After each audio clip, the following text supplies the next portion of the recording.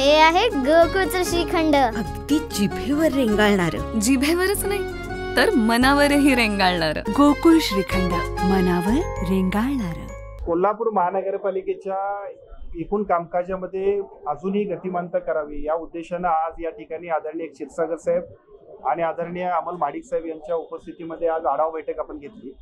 या आढावा बैठकीमध्ये सद्यस्थितीत चाललेल्या महानगरपालिकेतल्या सर्व विभागाच्या कामकाजाचा आढावा आम्ही तिघांनी म्हणून घेतला आणि त्याचबरोबर या महानगरपालिकेच्या माध्यमातून लोकांना अजून चांगल्या पद्धतीच्या दर्जेदार सुविधा देण्यासाठी सुद्धा योग्य नियोजन करण्यासाठी आयुक्त मॅडम आणि त्यांच्या सगळ्या सहकाऱ्यांबरोबर अतिशय चांगल्या पद्धतीचं नियोजन आम्ही केलं.